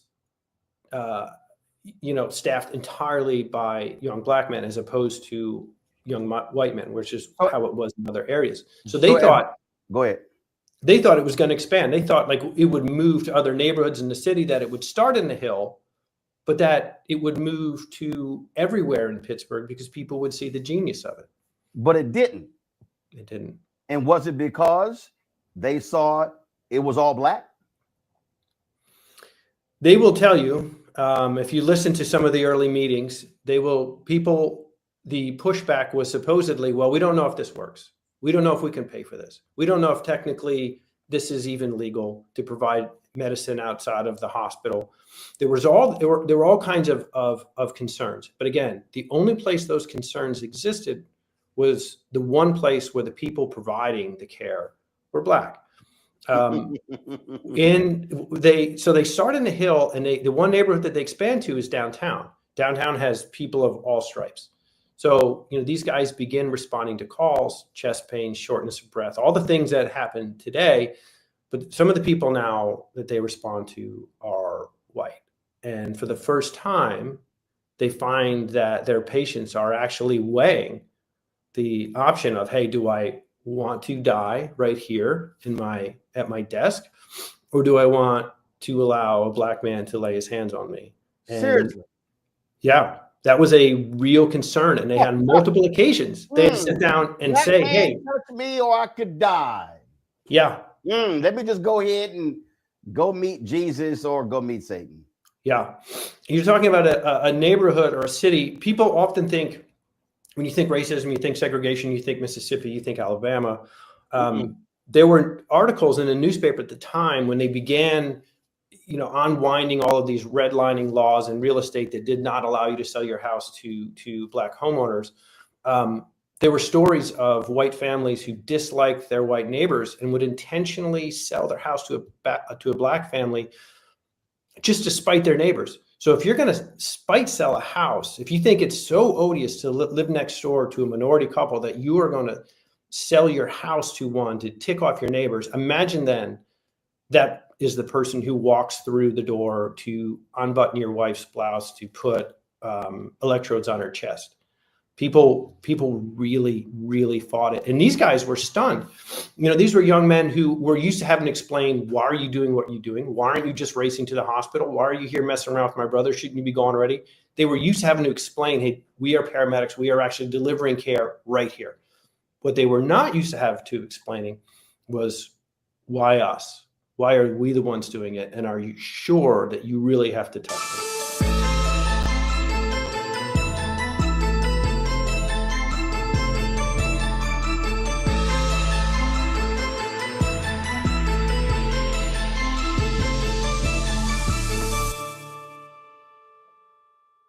Hate hatred on the streets, a horrific scene, a white nationalist rally that descended into deadly violence. White people are losing their damn minds. As an angry pro-Trump mob storms the U.S. Capitol, we've seen We're about to see the rise of what I call white minority resistance.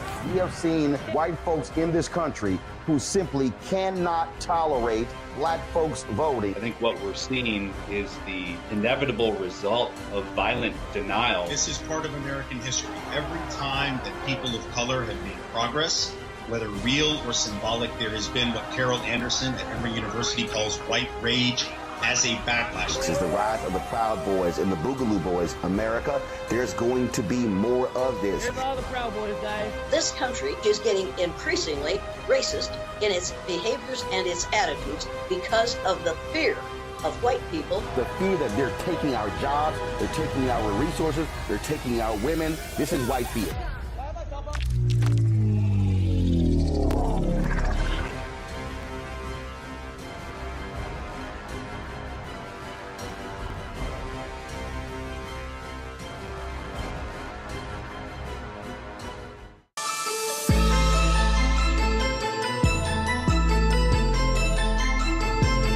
Look, we still have examples of racist white folks who go into hospitals, and if it's a black doctor, they'll request somebody else, or say, don't you dare touch me. And it's like, okay, fine, you go right ahead and die then.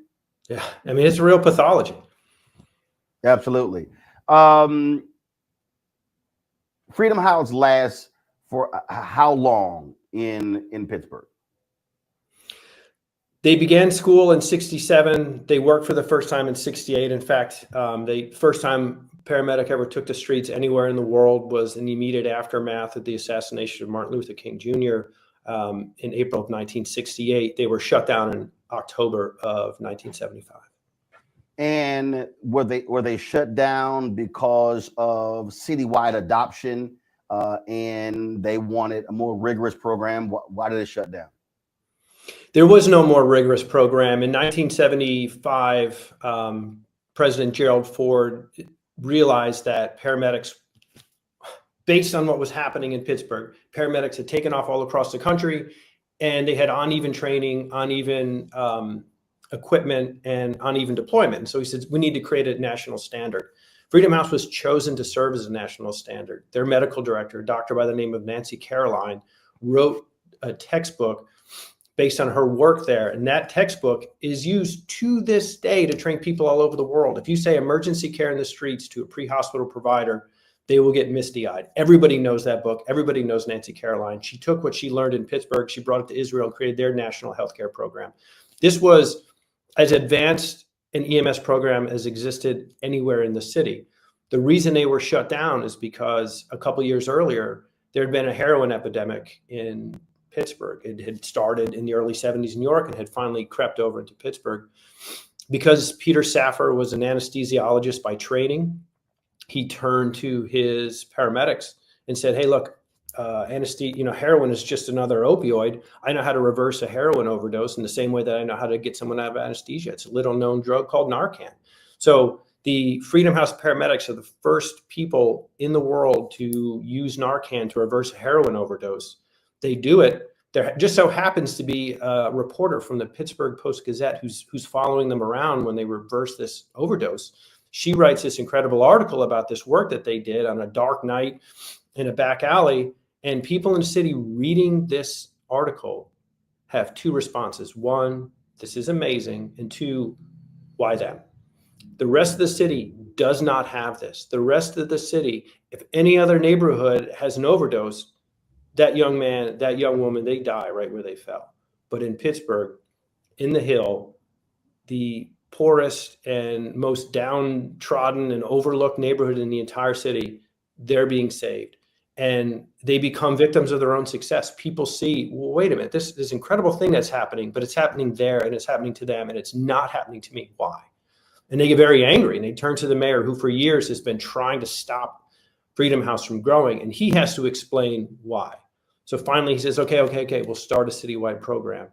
But he doesn't use Peter Safar, who invented CPR, who invented paramedics, who has been successfully running a paramedic program in his city now for 8 years.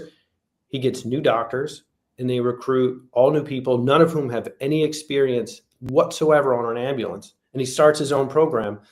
And it's perhaps not a coincidence that the paramedics that they roll out look nothing like the paramedics from Freedom House. So Freedom House starts, and the white folks wanted nothing to do with them. But then in '75, when they start saving the lives of black people with heroin overdoses, then the white folks like, yo, hey, what about us?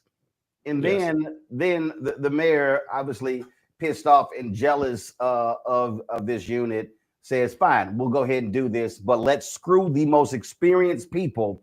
Let's not listen to them, talk to them, hear from them. We'll just take it from here. Yes, the people quite literally selected as the national standard by the President of the United States were not chosen to continue and expand EMS in their own city. So the what world's happened? first paramedics. So what happened to, were they all men? Were there any black women who were part of this? There were. So initially, I mean, they started in 1960. So, you know, there was certainly some chauvinism involved in the beginning. And women were hired as dispatchers, but several of the women were watching what was going on and saying, well, hold on a second. I think I can do that. And one in particular by the name of Darnella Wilson was very young, and she's working as a dispatcher, and she sees what's happening. And one of the guys who ran the program by the name of Walt Brown, he just saw something in Darnella, and he said to her one night, if you're interested in what's going on, get your butt in an ambulance and I'll show you. And so he takes her out, and her mind is blown. And she immediately says, I want to do this. So she begins training. She would go on to become a lifelong paramedic, a lifelong nurse, but it started there. So there were, there were some women who were involved in the program. What happened to these men? Obviously, the city didn't bring them into their program. So what happened to them? So perhaps not surprisingly, the city's program immediately belly flops. They brought in doctors who didn't know what they were doing. They brought in brand new paramedics who didn't know what they were doing. They tried to expand it and they didn't have enough money. Nothing was ready. And so the program begins to fail. So they turned to Nancy Caroline, who again would write the textbook that the entire world would learn how to be a paramedic on. And they said, okay, look, we'll hire you. So they wanted to bring her over to the city. And she said, yeah, I will absolutely come to the city. You bring all of my people. So she wrote out this list of demands. And most of them, honestly, all of them were really simple demands. Hire my people who want to be hired, keep them in their current shifts, let them practice at their current level. And the sort of the one thing that they really wanted more than anything was the final item on the list was publicly recognize Freedom House for the service it's provided this city for the last 7 years. So, and I pulled it out of her papers in Harvard. You can see her letter to the mayor, and you can see the mayor's response. He reluctantly agrees to all of the demands except the last one. The only one that was free, which was a public recognition of the people who started it all. That is not on his list of things that he'll do. So the city hires as many of the Freedom House medics as want to go over. They're required to do that, but they're not required to keep them. So over the course of the next year, they essentially make life so miserable for them that the vast majority of the people who go over quit. Darnella Wilson was not even allowed to operate as a paramedic. They put her in the jail where she had to supervise prisoners.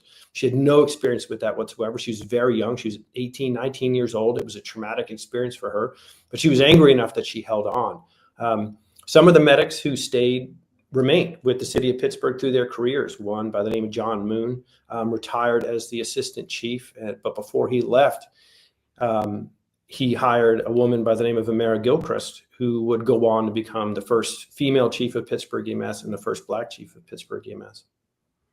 The thing that is just incredulous, they have the experience, they have the knowledge, they have the success, and you were so spiteful, you were so racist that you would rather hire people to run a program who have no idea what they're doing, who are all white, because you do not want to use those black people. Yeah. I mean, there's literally no way to look at it in any other way. From the city's reluctance through the 1970s, there's no way to justify it because it doesn't happen in any other city, large or small, through its closing. It would be one thing if you could point to Freedom House and say, well, you know, yes, they were the first, but they didn't keep up and the world has passed them by. And so this needs to be advanced. Clearly not the case because they were selected by the US president to serve as a national standard. Their physician would go on to create the exact same program in other countries. These were people who had been on an ambulance for 7 years, had been responding to calls, were incredibly well experienced, and were from the neighborhood, who knew the city. Many of the people that they brought in were not from Pittsburgh, they were from outlying areas.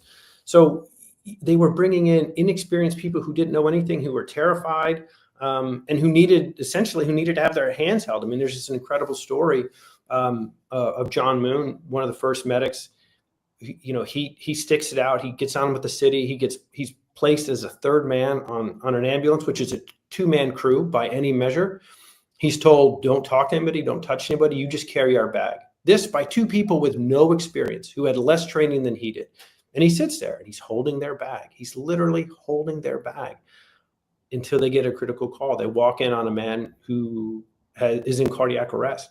These 2 brand new medics with no experience, who are technically now his superiors, who don't let him touch or talk to patients, turn to him in a panic and say, do something. And John in that moment realizes his power. You know, I am well trained, I am experienced, I know what's going on. And he basically tells these guys, sit down and shut up.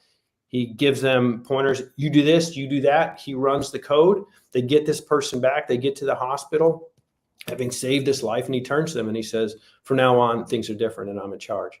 But that shows you, the fact that he had to go through that shows you how ridiculous this, how ridiculous the whole thing is. I mean, there's no other way to explain why they were treated the way they were treated. But again, it's America. It shows you exactly who America is. It shows you exactly how people feel about this, and how the work of African Americans has been grossly underappreciated in this country. Are any of these individuals still alive? Yeah, there's about a half dozen. And you know, when I began working on this program or this project, this story had been dormant for decades. All of this happened before I was born. And, you know, I think largely they were resigned to the fact that nobody was going to know. And, you know, over the last couple of years, people have started to pay attention. People have responded. You know, just last year, the city, the mayor read a proclamation in which he publicly thanked them. The thing that they requested in 1975 that nobody had done, he did it. You know, they were, several of them were invited to Congress for the State of the Union with President Biden. You know, they have been given honorary degrees at universities. So they, you know, people are now reaching out to them. People are recognizing them. Their contribution is being recognized. You know, the EMS community in as a whole did not know this existed. If you talk to people and you said, how did this all begin? They would have said, well, you know, in Los Angeles or in Miami and Seattle, there were all these different little programs that began. And there was this TV show called Emergency that everybody saw and loved. And it created a generation of kids who wanted to grow up to be paramedics. None of them knew this. And the EMS community, the medical community is really embracing their story. So, yeah, there are some of them who are still alive, but many, you know, who died before they had the chance to get recognition. There was one woman I spoke to who said, you know, my husband died without his kids really knowing what he had done. And it's tragic to hear somebody say that, you know, and all you can do is say, well, you know, I'll do everything I can to, you know, to help carry the torch for you. Indeed. I got to ask this here. Have they gotten the recognition from Black organizations? Has, you know, the NAACP nationally ever recognized Freedom House and these brothers? Black medical organizations. I don't know specifically about that. I know that, you know, a lot of medical organizations have recognized them. But if has that happened? Has the NAACP done something? I don't know specifically that has happened. I think there are organizations locally in Pittsburgh that Hill House Foundation being one that has recognized them, but have they gotten their due on a national level? I don't think that's yet the case. Amazing. It's just amazing again to hear this story. These unsung heroes. Has Pittsburgh, forget what that mayor did, has the city ever corrected that error and acknowledged these? Is there a monument? Is there a statue? Is there a plaque? Anything in Pittsburgh? So the original Freedom House building has been saved because the Hill District is a historic area, and there's a plaque there. There's a plaque at Presbyterian University Hospital, which now has a different name, but it's now UPMC. At times there have been medallions placed on the ambulances, but as new ambulances came in, the medallions weren't always placed on the new ones. The new chief of EMS, as I said, she was an acolyte of John Moon. She has done as much as she can, and she's worked tirelessly to get this story out and to get it, so that it can be recognized.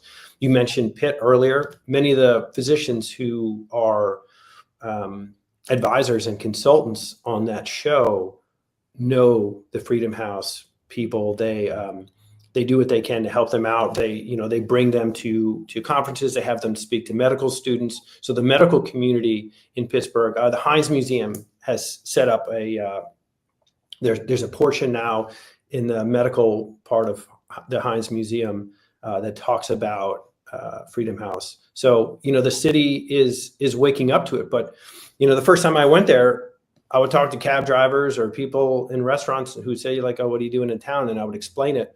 And I would just get back blank stares. People hadn't heard of it, which I think is quite frustrating for everyone involved. But that is changing. Well, absolutely.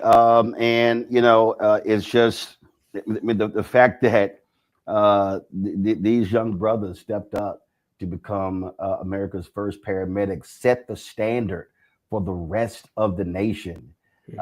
And the nation not recognize them and honor them, to me, is an absolute travesty. But you do with this book. I have to ask this question. I ask this of every book author. What was your wow moment? What was your wow moment as you were researching, as you were interviewing, where there's something someone said or you discovered that caused you to go, wow, this is crazy? I mean, there are so many moments like that. There's a guy by the name of, I keep mentioning John Moon. He's the first person, he's believed to be the first person to intubate somebody outside of the hospital. And, he had just been trained how to do it. And he gets told by his medical director, go ahead and do this. They get it. He does it. He's terrified. Intubating someone is a very difficult thing to do. But he's able to calm his nerves. He gets him to the hospital. He arrives. When you arrive at a hospital with a cardiac arrest, it is totally chaotic. There are doctors, there are nurses, there are techs, there are people who are trying to gain insurance information. There's all kinds of, it's noise, it's hectic. There's life on the line. There's CPR that's happening. You're trying to change hands. There's the beeping, and there's the yelling of orders and medicine being given. It's very, very chaotic. So they come in, they enter into this world, which, immediately all this noise and chaos starts up. And the doctor who's standing there just points a finger across the room and goes, "What is that?" And everybody freezes. And what he's pointing at is this ET tube that is sticking out of the patient's mouth. And John's partner, George McCary, is sitting there squeezing the ventilation bag, breathing for this person. And the doctor says, "What is that?" And the room suddenly gets incredibly quiet. And John says, "That's an ET tube." And the doctor says, "Who told you to intubate him?" Or who intubated that person? And he said, "I did." And the doctor says, "And who are you?" And in this great moment, John could have been angry, he could have been cowed, he could have been anything. But in this great moment, he sort of stands up and he goes, "My name's John Moon, and I'm a Freedom House paramedic. And that is one of those mic drop moments that just you don't get a chance to do or to see very often. That was this incredible, like, you've got to be kidding me. But there's a litany of things that these guys did first that the rest of the world immediately took onto, whether it's the design of the ambulance, what's inside the ambulance, how a paramedic is trained, the use of Narcan, the fact that the president names them the national standard months before the mayor shuts them down, the fact that Israel's EMS program is designed after them. Programs all over the world are designed after them. It is incredible what these guys did in just 7 years. And they were largely a bunch of young kids, high school graduates, fathers, sons, friends, guys who didn't even realize at the time what they were doing in terms of how much they were changing the world. But they were. Every day when they showed up, they were notching a new first. And to see all the things they went through, how poorly they were treated, and the grace with which they did it, every time it blows my mind. That is incredible. I always love the scene from the Cotton Club where this racist guy is jamming up Lawrence Fishburne, who's backstage talking to one of the dancers. And then Fishburne turns to him and says, "Who are you and what are you doing talking to me?" I always love that quote. And just when you were describing that, that's what it reminds me. Who are you? And basically, I don't need to explain to you who I am. Here's my name. Here's who I'm with. And most importantly, I'm saving this man's life.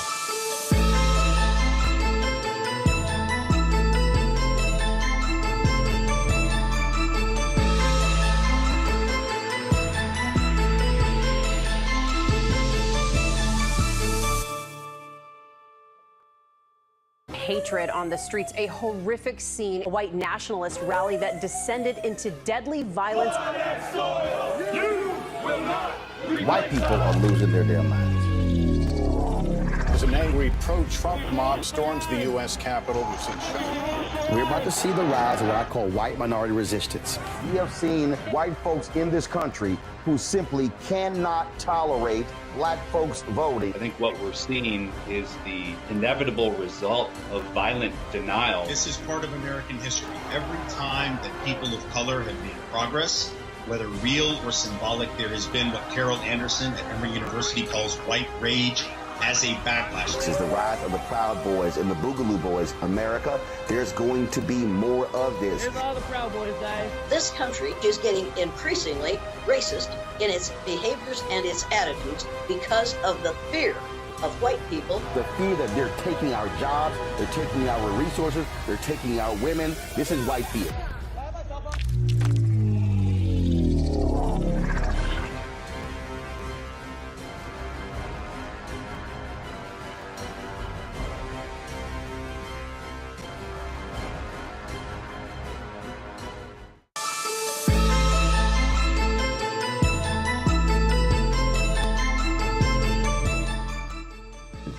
Were there any, you mentioned Narcan, were there any other breakthroughs or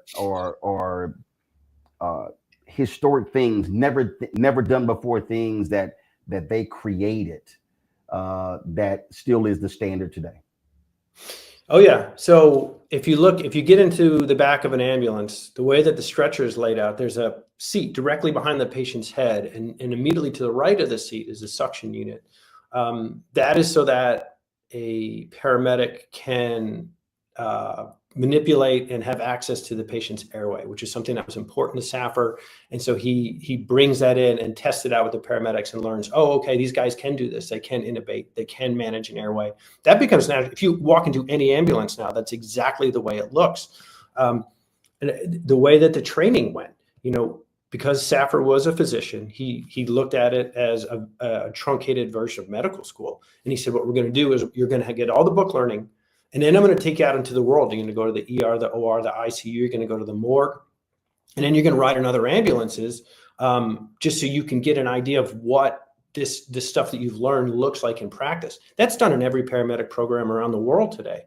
The idea of a medical director, Safra begins this program and it hits him immediately. Medicine changes every day. You need somebody involved. You need a physician there to have the guys come back in from a call and say, hey, this worked, or this did not work, or, I think this other thing might actually work if we change what we're doing and try this instead. And so you need a physician to kind of bounce those ideas around and turn those into law. Nobody was doing that until Freedom House. And so everything there's nothing that they touch from the radio dispatch on down. There's nothing that they touch that doesn't become national standard. Absolutely unbelievable. A fascinating story. The book is American Sirens, the incredible story of the Black men who became America's first paramedics. Kevin Hazard, outstanding. And I'm sure that a lot of people will learn so much about, again, this missing and untold piece of American history, which is, of course, Black history is American history. Kevin, we appreciate it. Thanks a lot. Thank you. I really appreciate it. Folks, an incredible conversation there with Kevin. Be sure to get his book, American Sirens. And I hope y'all appreciated the conversation with Kevin as well as Ellie Mistel. This is why we do Roland Martin Unfiltered in the Black Star Network, bringing you deep, thoughtful conversations you're not going to get anywhere else. All right, folks. Now, listen, lots going on. So do this here. We're done with the show, but don't forget, support the work that we do. Join our Bring the Funk fan club. Your dollars are critically important to the work that we do. You want to contribute via Cash App, use the Stripe QR code. You see it right here on the screen. Click the Cash App Pay button to contribute. You can also use this for credit card as well. Checks and money order. Make them payable to Roland Martin Unfiltered. Mail them to P.O. Box 57196, Washington, D.C. 2003 7-0196. PayPal is R Martin Unfiltered. Venmo RM Unfiltered. Zelle Roland at RolandSMartin.com. Roland at RolandMartinUnfiltered.com. Download the Black Star Network app, Apple phone, Android phone, Apple TV, Android TV, Roku, Amazon Fire TV, Xbox One, Samsung Smart TV. Also, of course, be sure to get a copy of my book, White Fear, How the Browning of America is Making White Folks Lose Their Minds, available at bookstores nationwide. Get the audio version I read on Audible. Also, if you want to get our Roland Martin Unfiltered Black Star Network swag, go to shopblackstarnetwork.com. T-shirts, hoodies, mugs, and more. Get our Don't Blame Me, I voted for the Black Woman shirt, as well as FAFO Project 2025. Get that shirt as well. And, of course, folks, listen, tomorrow I'm going to be in Chicago at the Black Women's Expo. I'm going to be moderating a panel at noon. So if you're in Chicago, come to McCormick Place. Look forward to a fantastic conversation, and I can't wait to return to the Windy City. And don't forget, folks, if y'all want to support our Black-owned businesses and various products, go to shopblackstarnetwork.com. Lots of different products that you can get there. Again, toilet paper, puzzles, all sorts of stuff. And again, support our Black-owned businesses, shopblackstarnetwork.com. And don't forget, download the app Fanbase if you want to also invest. Get more information at startengine.com/fanbase. Folks, that's it. I hope y'all have a fantastic show. I'll see y'all Monday right here. Roland Martin Unfiltered on the Black Star Network.